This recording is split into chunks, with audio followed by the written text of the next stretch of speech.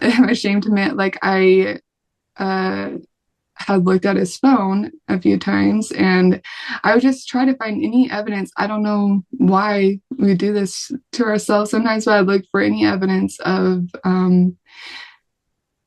like infidelity or things that maybe he wasn't doing that I didn't agree with, you know? And so I came across like a little bit of some conversations, and I mean, nothing crazy, but like I just had felt so distanced from him that it really hurt.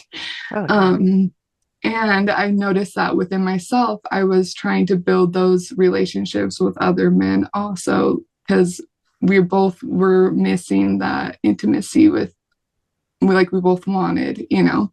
So I just remember kind of just breaking down at that point, and I remember going to his office and just saying, I can't do this anymore this way. Like, I am so sad and unhappy.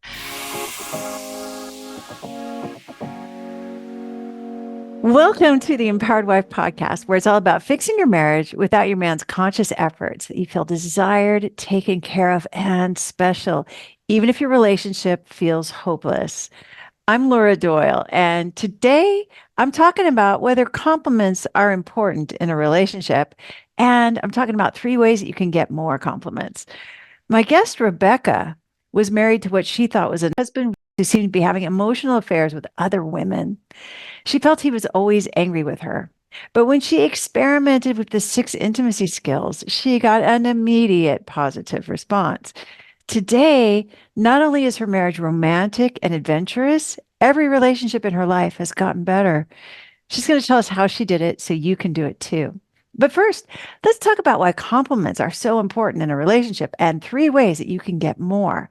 Because if you're anything like me, you love hearing your husband say that you're beautiful or that you're the best wife or that you did a great job. And if you're not hearing those things, it's only natural that you crave some compliments. That is just human. We all need to be seen, heard, and understood, and compliments are part of that. Going without them is dreary and unsustainable, like trying to go without food. So if you've been starving for compliments, let's get you some. Here's how. Number one, say thank you. If you're thinking that you would say thank you if only your man would say something, anything sweet or affirming, but he never does, well, I get it. That's what I thought too. But it turns out my husband John was complimenting me and I was rejecting what he said without even realizing it. He would say, "Oh, you're so beautiful," in the morning when I just woke up. And I would argue with him because I didn't believe him. Or he'd say, "The dinner I made was delicious." And I would argue with him about that because the chicken seemed dry. And then I'd be mad because he never complimented me, ever. So part of getting more compliments was learning to let them land, even if I feel squishy inside or doubtful about them. And to do that, I decided to start a practice of just saying thank you and nothing else. Whenever I get a compliment, no matter how uncomfortable I feel about it, I decided I would just suck it up and receive it as pleasantly as I could, not just with John, but with everybody, which is harder than it sounds. I mean, once I was with a bunch of coaches and we were all dancing to 80s music because that's the kind of crazy fun thing we do when all the coaches get together. And I was dancing next to this other coach who is a really good dancer. And someone came up to both of us and said, "What great dancers we are." And I started to argue with her and say, "Oh, you mean what a good dancer she is?" But luckily, I stopped myself and I said, "Thank you," because I teach people to receive graciously. So that would have been a big fail. And then I had to reckon with the possibility that I'm a good dancer, which feels vulnerable. So this saying thank you part, it can be tricky, but it is essential for getting more compliments. Number two, become pleasable. If you're anything like I was early on in my marriage, you aren't smiling that much because you want him to know that he's blowing it and you want him to straighten up. And it seems like if you smile or laugh, he's going to think he's doing okay. He's going to slack off even more when really there are so many things he needs to improve, like giving you more compliments. But that never made my husband improve. It just made me look all frowny and upset all the time. And that doesn't typically inspire compliments. I didn't realize that I had the power to be pleasable because I was very committed to my suffering. Like it was like a precious family heirloom that I would lose if I got happy. That's how attached I was to my misery. But it turned out that broadcasting my misery on my face was discouraging compliments. Can you imagine trying to compliment a sourpuss? It's scary, right? They might bite your head off. It wasn't until I decided to make myself happy and let that show on my face that John saw an opportunity to delight me with sweet, adoring words again. He'd been waiting for his chance to make me happy. And it's not just John. All husbands want to make their wives happy, even if it seems like he doesn't care because he's been stingy with compliments. That can be fixed. Number three, let him know you respect his views. Okay, confession time. I used to roll my eyes at John's ideas and dismiss them or laugh at them like he was a joke. Other times I just interrupted him or I walked away while he was talking. And I'm not proud to admit that I behaved so badly towards the man I chose above all others and promised to love until we die. I'm sharing my ugly behavior from the bad old days because it had a very chilling effect on the compliments at my house. After all, why should he tell me what he admired about me when I didn't even respect what he thought? So, an important part of getting compliments back around here was 100% within my power. It was completely up to me to become respectful, which I did by leaning on the cheat phrases of the six intimacy skills.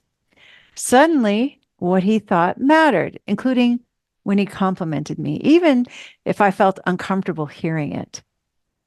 Now, John compliments me all day long. I feel adored, and that really is all it's cracked up to be. It's something I'd love every wife to experience. When I wasn't getting compliments, I didn't think there was any way to fix that problem, but there was. And it was up to me. I had the key all along. So it's interesting to think about what might happen if you experiment with responding with saying just thank you and signaling that you're pleasable and restoring respect.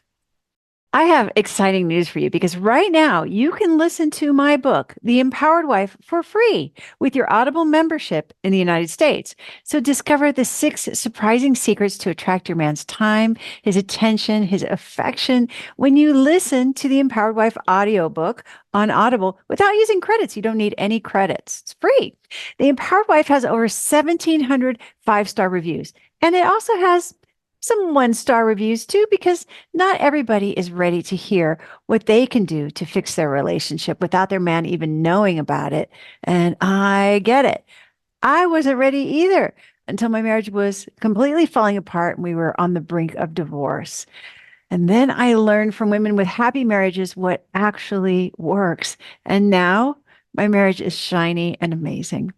And those secrets are in this book. And you can listen to the whole book for free with your Audible membership. The only catch is that this Audible deal is only for a limited time. So to make your marriage last and thrive, go and listen for free with your Audible membership right now. My guest, Rebecca, was married to what she thought was a husband who seemed to be having emotional affairs with other women. She felt he was always angry with her. But when she experimented with the 6 intimacy skills, she got an immediate positive response. Today, not only is her marriage romantic and adventurous, every relationship in her life has gotten better. She's going to tell us how she did it so you can do it too. Rebecca, welcome to the Empowered Wife podcast. I'm so excited you're here. Thank you. I'm happy to be here. A little nervous, but I'm excited to share my Totally story. appropriate. So totally normal to be nervous. This courageous thing you're doing here, sharing your story. So let's go back to the bad old days. What was happening in your marriage? So I want to start off with saying that I feel like there wasn't like necessarily battle days. There was just so much good in those days. Um, but and the way that I have gotten to where I am now is to not focus on the past, and to be focusing on now and the future and what I want for that with, um, my manifestation of what I would like. But so my husband and I, we got married pretty young.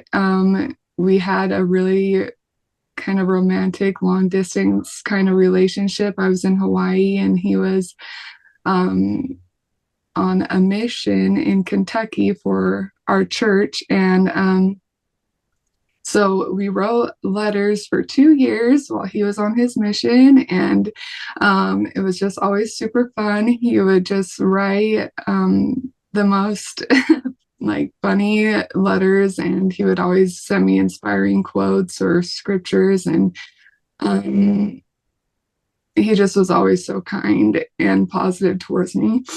Um, and so when he got home from his mission, he went to where I was going to be when I got home from college when I graduated. So I graduated and I went to my home and we started dating and we got pretty married pretty fast. And I think since we were married pretty fast and I was young, I was 21 and he was 22, we were just figuring out a lot of things. And I didn't realize how much I didn't know, which is what you always say. But I just was really inexperienced with good relationship with men. I had a lot of great girlfriends, not a lot of great guy friends that were more than romantic, So we got married. There were just a lot of inexperienced things that we learned together, but I have to share this experience because I think it kind of maybe highlights the immaturity or just the lack of knowledge that I had. So our first Valentine's Day together, I was like really excited, and I set up a whole cute little scene. I had his friend help me set up this little cute Valentine's Day setup in his office with some of his favorite treats and like some cool things that I had gotten for him. And I was just so excited for him to go into the office and see that. And um, so I did that, and I was expecting kind of a similar gesture from him. And it gets to the end of the day, and we're at the restaurant that he had reserved for us. But I just was sitting there just so sad inside that he hadn't done something huge, and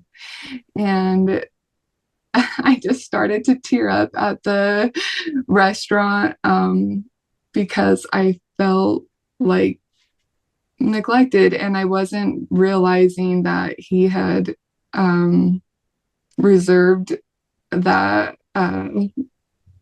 he had made a reservation at that restaurant for us. And I was just thinking of all like maybe he didn't do. And so there were just like lots of little things like that just I didn't understand. And Which kind of so makes it seem like he didn't love you because he didn't do something, yes, yeah. right? You felt unloved, like Exactly. disappointed, like I guess the romance is over Exactly. now. So much for Yeah. that. Yeah. Yeah, because like it had been such a high in our previous relationship where, well, I mean, we just weren't together in person, which is an easier kind of relationship in some ways. Um, Yeah. so, anyways, we got pregnant within 2 years and we started having babies. And I feel like that's kind of when the resentment kind of started to build up as um, I felt like my freedom was kind of taken away and a lot of responsibility in motherhood was put upon me by myself. Yeah. Sure. Yeah. um, Yeah. and I just had a lot of high expectations for myself as a mother.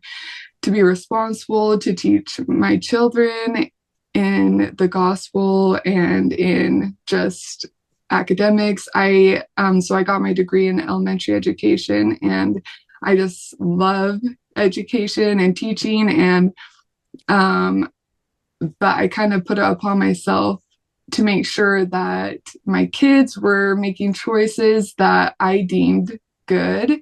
And also, I felt like I did that with all my relationships, including with my husband. So I was felt it was my responsibility to make sure my husband was saying or doing things that I felt and deemed were good and Appropriate. Yeah. yeah, Yeah. and that were right. And oh my gosh, Laura, that pressure just weighed on me, and it just started to slowly build up just negative thoughts and feelings towards my husband. And I just I would come to him with what I felt were my desires, but they were mostly came out sideways, like you say. That's like the perfect description of it. I would be crying, or it would come out as blame or shame, and I felt like I was just saying how I needed help. Like I needed help with my motherhood, I needed help with the kids, I needed space to go and do the things that I wanted to do. And it's kind of funny looking back. It wasn't funny going through that, but No, no. my husband always Heartbreaking. would say, like, I cannot make you happy. And um, I would just be so angry. I'd be like, yes, I'm telling you exactly what you need to do to make me happy. Like, these are the Yes. things. Yes.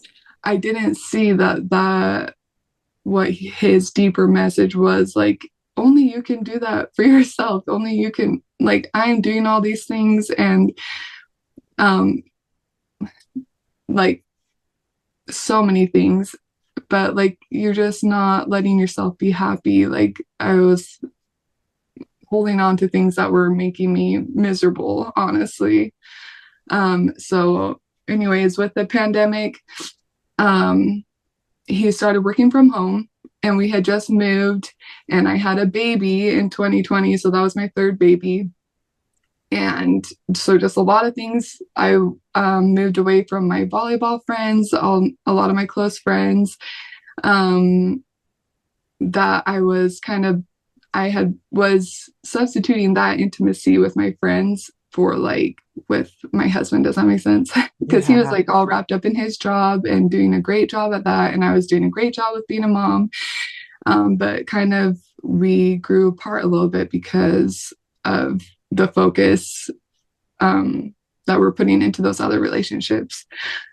But anyways, with the pandemic, with him working from home, and I was at home because I am a stay-at-home mom currently, and so we got a lot of time together, and which it was really great, but also it highlighted a lot of the cracks that were like that we kind of had been ignoring for a while.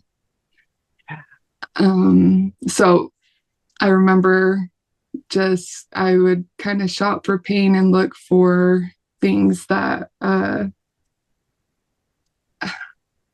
yeah, I would just I'm ashamed to admit, like I uh had looked at his phone a few times, and I would just try to find any evidence. I don't know why we do this to ourselves sometimes, but I'd look for any evidence of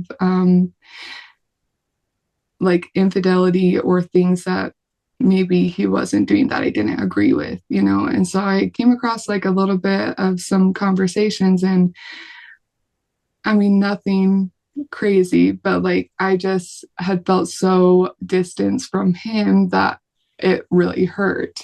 Oh, yeah. Um, and I noticed that within myself, I was trying to build those relationships with other men also, because we both were missing that intimacy with, like, we both wanted. So I just remember kind of just breaking down at that point, and I remember going to his office and just saying, I can't do this anymore this way. Like, I am so sad and unhappy.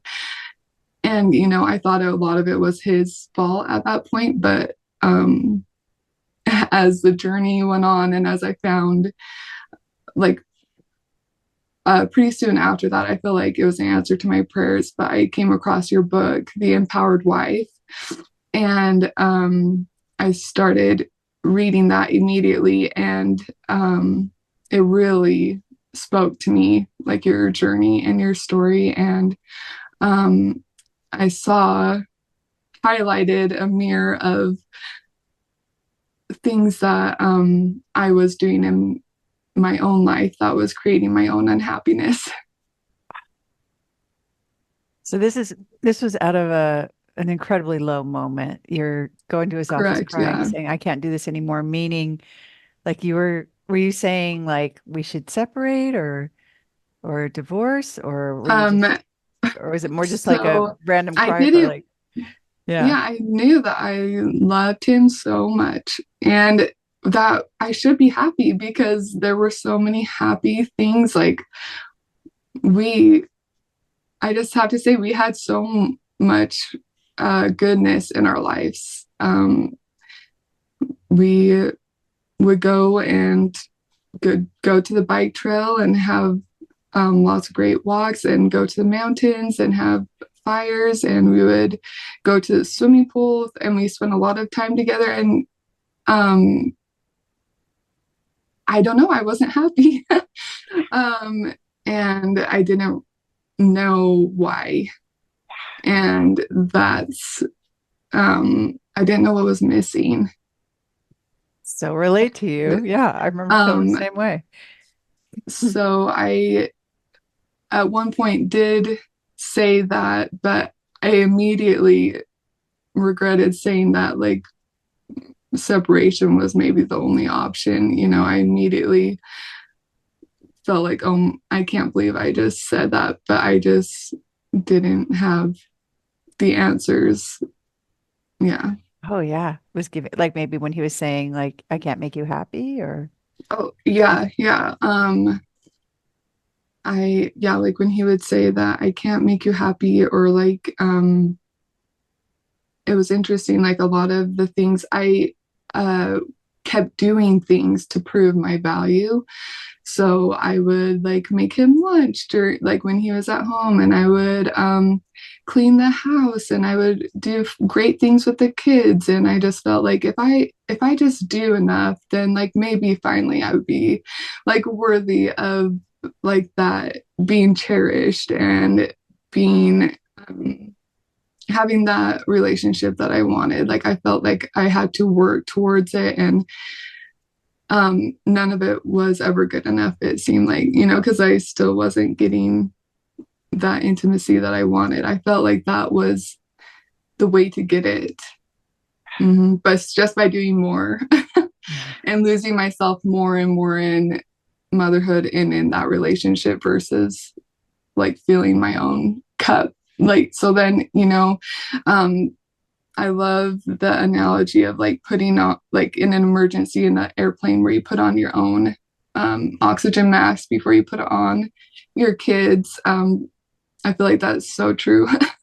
Like, you need to first, and I felt like that was selfish to do that. But I didn't realize how important it was to like be feeling that for myself, so then I can be the person just that I am and that I want to be. So that's where I feel like my unhappiness was coming from, not anyone yeah. else. It was from myself. No, Yeah. no. I mean, I love you're so accountable, right? You're so on your paper, and it's clear that's what you've been focusing on. And but at the time, you know, years ago, you you just knew you were in a lot of pain, and he was there, and it seemed like it was his fault. So now that you go back and sort of look at it, you can see where yeah, you weren't putting on your own oxygen mask, it sounds like, and Mm-hmm. getting overly depleted. And which I know, I mean, I can still get depleted and still be miserable. But when I used to live there, it was really, awful, and I didn't know how to get out of it either. So I just really hear you taking ownership of all that now. So it sounds like so how was that experience though, finding the book, The Empowered Wife, and reading it when you felt so miserable? That's kind of a hard moment too, I feel like. Was that hard? Um, it felt more like it really was what I needed. It didn't really feel that hard, but I do want to say that it did feel like a new dance, like a completely new way of being. So it kind of felt disingenuous at first. And the reason that I reached out to you to be on your podcast is because I feel like recently it really has felt more like who I am. And like and it wasn't ever like who not being who I am to live those skills. It was like learning a new dance for me and for the people around me. So it was uncomfortable and I'd mess up and I would feel bad, because I knew it wasn't in alignment with who I wanted to be. And then it was new for all my circle of relationships, like the way that I um, would talk or be. Like sometimes the people didn't like it. Like my husband sometimes didn't like it, or my kids didn't like it sometimes when I would say, I can't. I learned how to say I can't. My mom always taught me you should never say I can't. Just think of like I can. I think I can. I think I can. And then you can. But it's not, I didn't realize it's not about like actually being capable of doing something. It's like I can't while also keeping my own sanity and happiness. Um, and I want to put my energy towards something else than XYZ, whatever it is. So I've really changed a lot, but I feel like it's becoming more the person I want to be. Wow. I love that. And I just love that you speak to how uncomfortable it felt at first to say and do the things you were reading about. And it sounds like you did just take them and run with them and experiment, and it didn't always go over well. So, and I think that Yeah, can really correct. Yeah. compound the discomfort, right? Because you're like, okay, I'm trying this. I feel kind of weird. And then you get like a negative Mm-hmm. reaction. You're like, okay, now Yeah. this is really weird. Maybe this isn't for me, right? Can be kind of discouraging. So what kept you going when you were getting a negative response? Well, honestly, I did realize that within myself that I don't like to make other people uncomfortable. So I've been doing that for so long, and I knew that that wasn't making me happy to be always doing what everyone else I like. Even I would just think that they would maybe want me to do something, and I would do it instead of like honoring my own desires. That's one thing that took me a long time to get to, is the real desire behind like just something that I wanted, like without including anyone else in having to make that desire possible.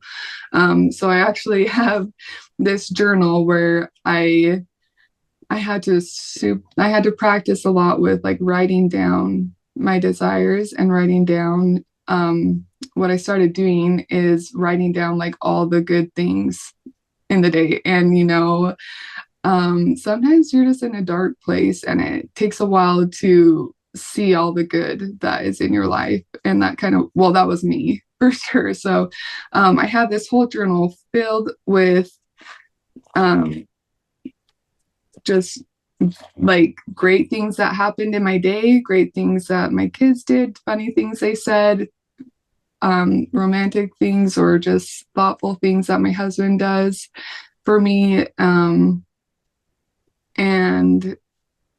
it's like rewiring your brain to the positive. And sorry, I really like analogies, but it really makes me think of like a garden full of flowers and maybe there's a couple of weeds. And what I was doing before is kind of choosing to ignore all those beautiful flowers and focus on the weeds so I could just yank them out, or like water. It's like watering those weeds in the garden instead of like all the beautiful flowers around you that are actually there.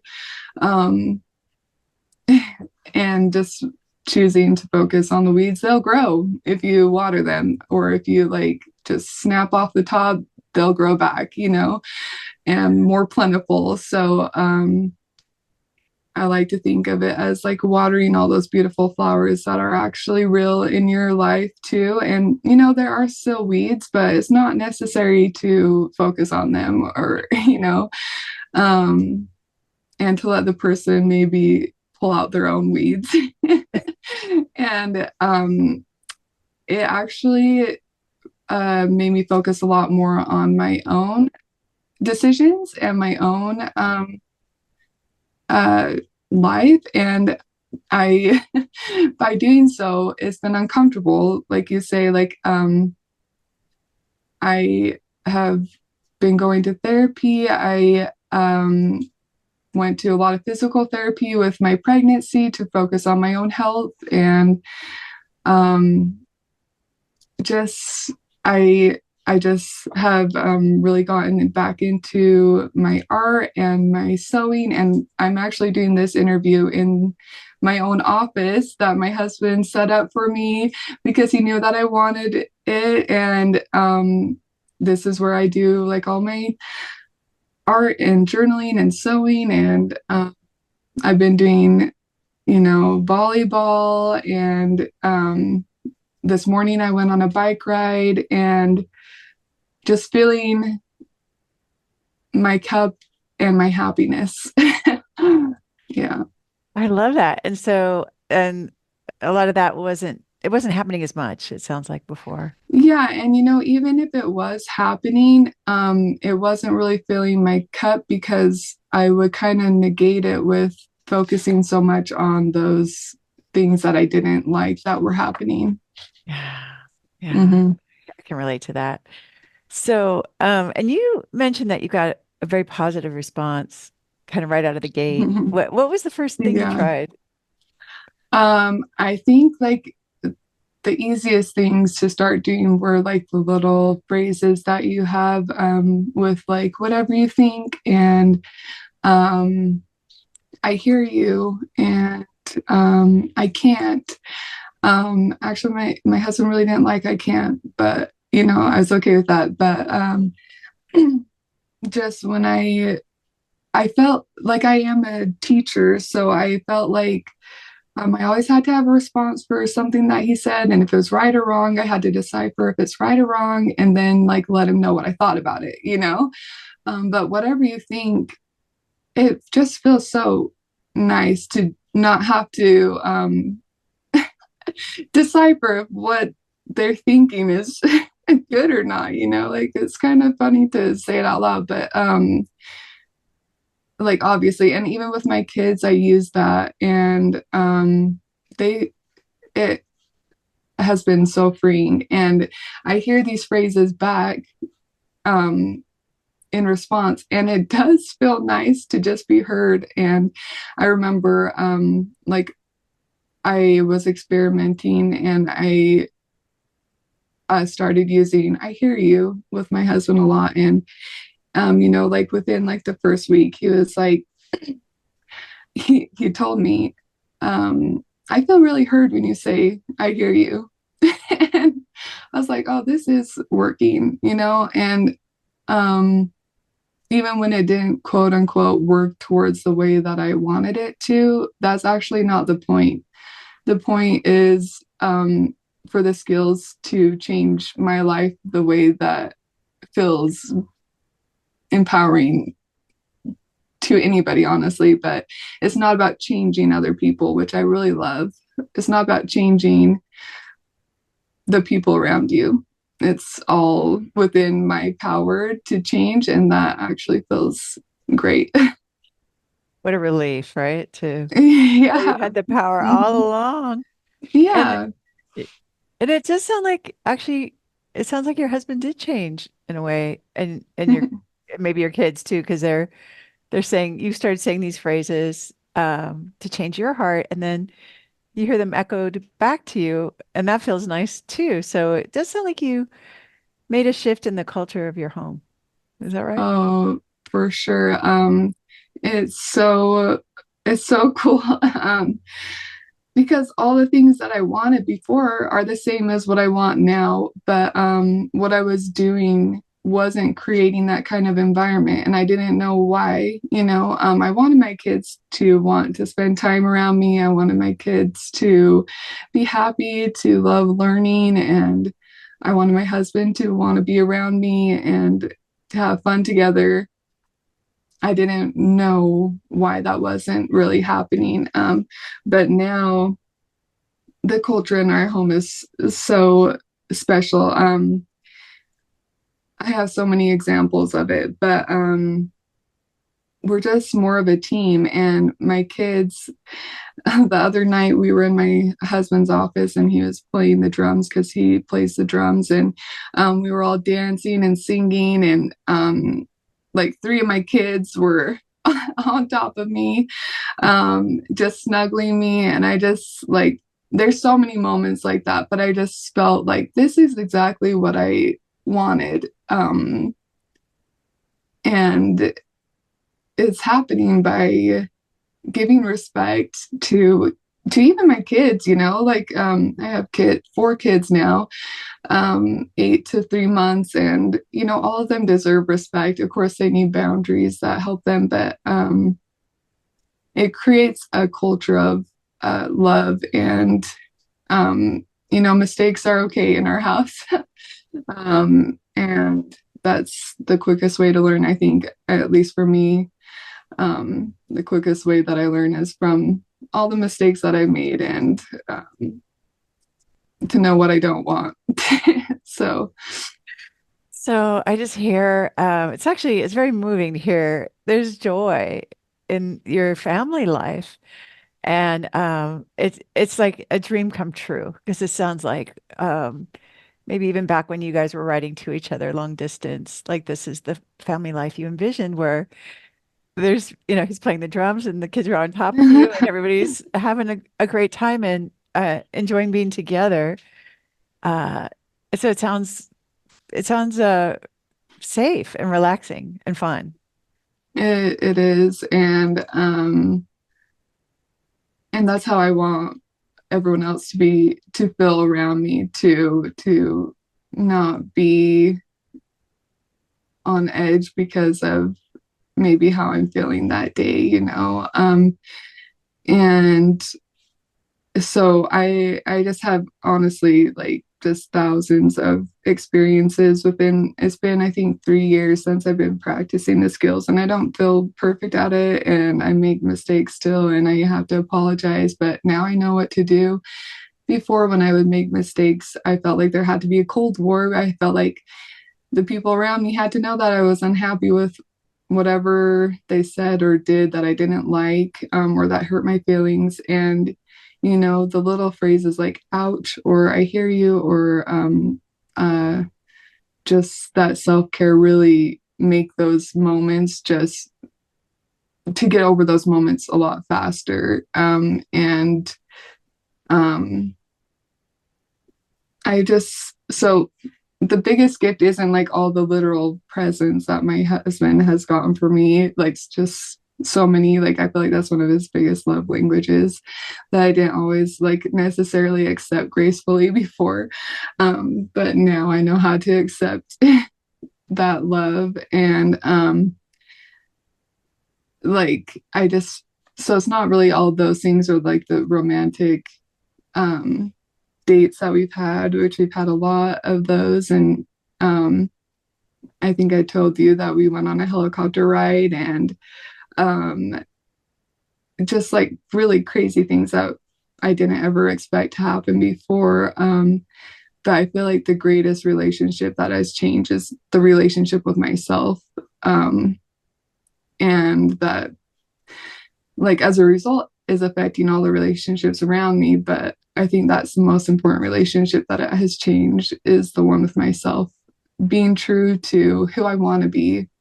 As and I've listened to your Empowered Wife book and all of your podcasts multiple times, and it's kind of like an ongoing thing that I'm always listening to those. But I, yeah, I just feel like it's changing my life to the way So that I always wanted it to be, but I didn't know how to. how to have it be this way. So I hear like you sound like you've gained confidence, Oh self-confidence. yeah, Is yeah. that Which fair to say? yes, with I don't know why, but with each uh relationship with like my husband, and then as I've had each kid, it would slowly kind of take away from that relationship with myself.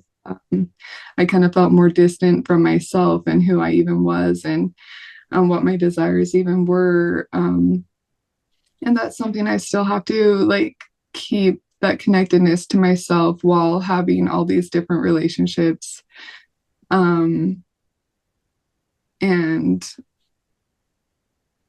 sorry, I can't remember what you first, like what I'm responding to, but yes, uh, that relationship with myself and that confidence has grown a lot. Yeah, that was the question. So you answered it perfectly. So I can't resist. We just Valentine's was not too long ago. So I'm Yes. just curious. Can I hear about Valentine's Day? You know, So I did a pottery class when I was pregnant, and I loved it so much. And so for Valentine's Day, I really wanted to do a couples pottery class. And so I expressed that desire, and my husband's like, okay. And so I signed us up for that. And, you know, it's something more up my alley, but it was just so fun to do that together. And it was a great time. But later that night, it made me remember that first Valentine's Day that we had that wasn't so great, and I had to apologize to him. And I realized that happening a lot in a relationship, like as something comes up, um there's so many things probably that I have to apologize for. But as they come up, I like to take accountability for those mistakes that I made in the past, and to kind of help our relationship in the now by like apologizing for maybe being disrespectful in the past, you know. I told incredible. him, I'm so sorry that I didn't just really appreciate what you did for me on Valentine's Day. And, you know, we could have had the same experience, but me be happy and appreciative of and to enjoy our time together instead of being there crying and sad for maybe what you didn't do that I had expected. So, Wow. yeah. How, how did he respond to you apologizing for that?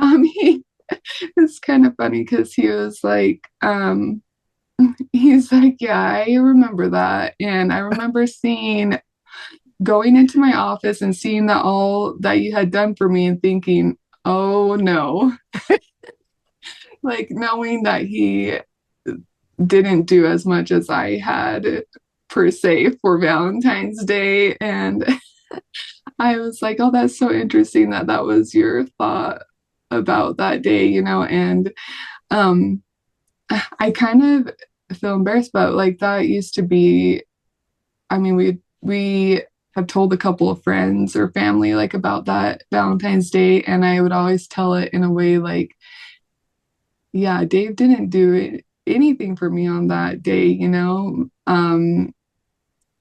as kind of like him not being a great husband. But now it's so interesting how I am apologizing for not seeing the great husband that he has always been, that I just wasn't seeing.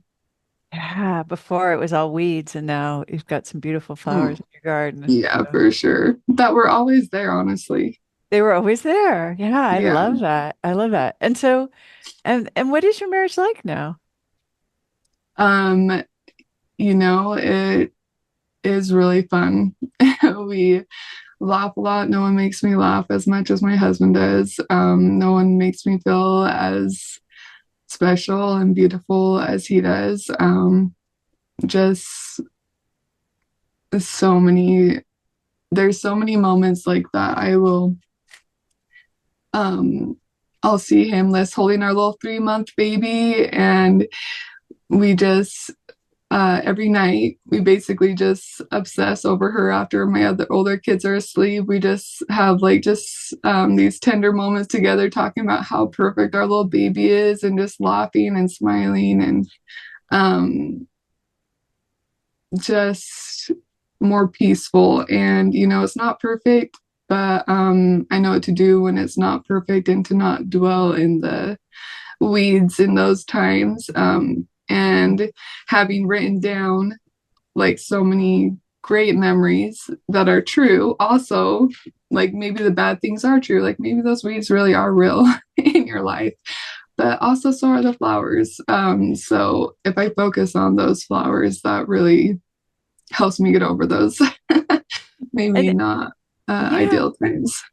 So, and you mentioned earlier that a lot of the things that you were saying they felt disingenuous at first. And now they all Mm-hmm. feel like it feels genuine when you say these. So, what do you think changed there? um it's really all the evidence is there, and I wasn't seeing it, and I wasn't seeing it because I was too focused on not seeing it, and to be honest, it did take a lot of time because we had been married, I think maybe 8 or 9 years when I came across your book, and that's 8 or 9 years of not seeing that bright side. And so I kind of had to force myself to write down the good, even though those weeds were really big and glaring. That felt like I could never get past those things. Um, so it really is changing my mindset, which took me a long time. Maybe for other people, it wouldn't take as long. And I mean, it's like a daily practice that has to happen for me personally. But yeah, it slowly just has become more an embodiment of those skills and more embodiment of who I am. And I mean, it did seem like so far off from who I actually was at the time. I love this, Rebecca, because that's so inspiring. Because I just hear it was just a discipline at first. Like I just decided to focus. I just changed my focus. And over time, and it felt awkward as heck to begin with. Mm-hmm. And now not so much. It feels like the real Rebecca coming out. It's Yeah, yeah, and who I want to be. It wasn't who I was, but at the same time, it is who I am. If that makes so sense. you're proof that it's possible, right? That this, even though it feels weird to begin with, it sounds like you're pretty comfortable with it now. Yeah. And what about your kids? How did all this impact? Well, you had three, but now you have four. Has it Yeah. impacted them? Oh my gosh. Yes, like so much. Like my son, he does like video games, and I do not like video games. Okay. But so before and still I kind of have to work through this, but I would focus so much on not liking the video games, which I didn't see as not really accepting him.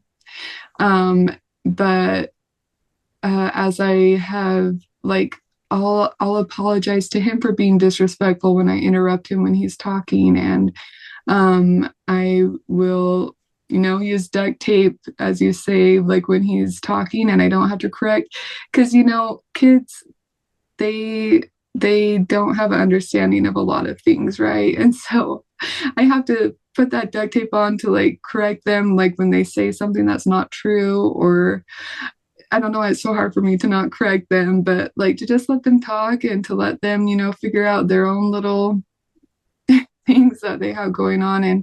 And as I've done that with all of my kids, yeah, like I said, they like want to be around me, and my son and I will play basketball because I love basketball, and we'll shoot hoops together, and he wants to because I'm not trying to coach him on how to play basketball, and and so we're just having fun together. And like my 3-year old, he is so sweet. Like I get so thirsty when I am feeding my baby.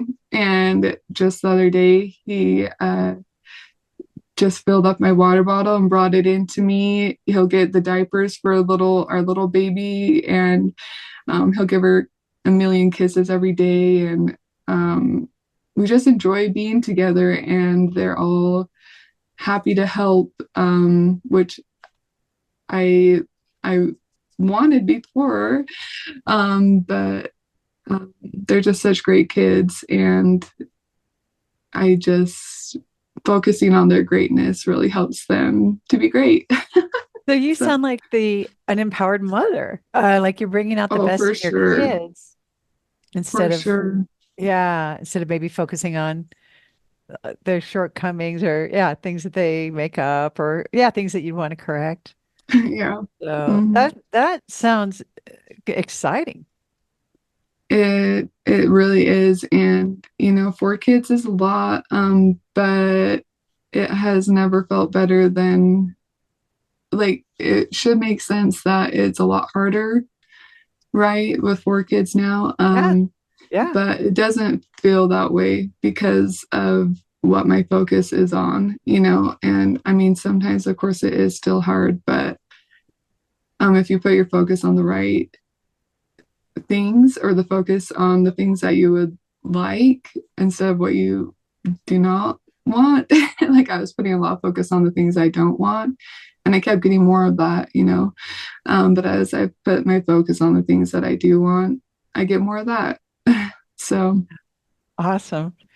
Well, it's super inspiring to hear both about how you've changed your marriage, but also your whole family's life with using the skills and becoming your best self.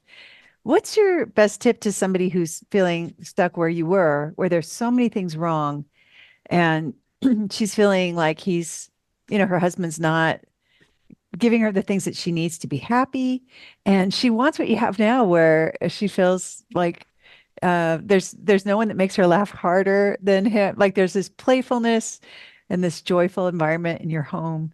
What should she do? um, I would say that that's exactly why I'm on this podcast, why I came on here, because I told my husband if I could even help just like one woman out there who maybe needs to hear my experience. I've heard so many amazing, empowered, like vulnerable women on your podcast, and I've been so inspired by their stories. But um, I would tell them to trust the process and to focus on those flowers and I'm sure that those weeds really are there, and that they could be really huge weeds. But as you focus on the flowers and focus on blooming yourself, really, like you will feel so much better, even if maybe those weeds never go away, and because maybe they won't. Everybody has their weaknesses, and it's kind of a lifelong journey, but you can be happy. You can find that peace that I'm sure everyone is looking for. I know I was looking for, and to trust the process, even if it feels uncomfortable, even if it feels like maybe it's not right because other people maybe aren't responding the way that you want. Um, just it's a new dance, and to keep learning and keep practicing and trust that process, um that and a lot of that goodness probably already is there. You were so courageous, Rebecca. I just love that's a beautiful answer. So thank you so much. What would you say to Rebecca if you could go back in time, tell her what you know now? I would probably say the same thing as I would say to other women is um, that future that you always wanted is within your reach, and that I don't need anyone else to change to make that future possible. That um, I have all that goodness inside of me that I can create the kind of future that I want now. And yeah, seriously, to trust the process and to trust the skills. And that's what I would tell myself. And I've had all my sisters read your book, and I even, it felt so vulnerable, but I am part of this book club, and I had all of them read your book, and I was so nervous what the response would be because, feminism and Not just everybody's ready for it. not Yeah. everybody's ready for it, but, their response was so great, and how it was impacting their relationships, and my sisters, how it's impacted their relationships, and so many other friends that I've recommended it to. It's really changed their lives for their better. And so all that is evidence that is true, that it works, but not in a way necessarily of changing other people, but like changing into the person that I feel like most people in general want to be. And then everybody responds to you so much better anyway. Yeah, all of your relationships. It's effective for all of your relationships. Yeah. Well, it definitely shows that you have put in the time and the focus. And I want to just acknowledge you and celebrate you by giving you my Best Wife Award. Congratulations, Rebecca, for creating. I mean, I just love that you have the kind of family now, the family life where your husband's playing the drums and you guys are dancing and your kids are on top of you and everyone's feeling safe and relaxed and having fun and loved. There's a lot of love in your home. And I just give you all the credit for having that transformation from where there was the Cold Wars and, there was some suffering and you have single-handedly fixed all that. And I just give you all the credit. So well done. And thank you so much for sharing about it with all of us. Thank you. Thank you. I feel like safety is a very good word for it. Yeah. Yeah. Yeah. It's pretty incredible what you've created. And and everybody wants that. Everybody wants what you've created. So yeah, I just love getting to acknowledge and celebrate that with you. Thank you. Well, thanks for coming on. This has been very uplifting. And yeah, I think a lot of people are going to be very inspired. Thank you. Thank you so much. According to a study at Harvard, and this was horrifying to hear, if you know a couple who's getting divorced, you are 75% more likely to get divorced too. Woo! It matters who you listen to, which is why over 7,000 women like you who think that having a great marriage is important have joined our free Adored Wife group. The Adored Wife group is a launch pad where you can meet our certified coaches and discover the best next steps for making your marriage last and thrive. It's 100% free to join. Just go to lauradoyle.org/group right now. This is a private group and it's not for everybody, but if you are a wife or girlfriend who thinks that having a great marriage is important too, we'd all really like to meet you. So go to lauradoyle.org/group right now to join us free. That's lauradoyle.org/group. Listen and subscribe to the Empowered Wife podcast. On next week's podcast, I'm talking about how to deal with unmet needs in a relationship. I'll share 2 secrets that you rarely hear. And in the meantime, I hope you're having lots of fun. Today's fun fact is that I don't understand driving the speed limit in the fast lane. This is the lane for lawbreakers.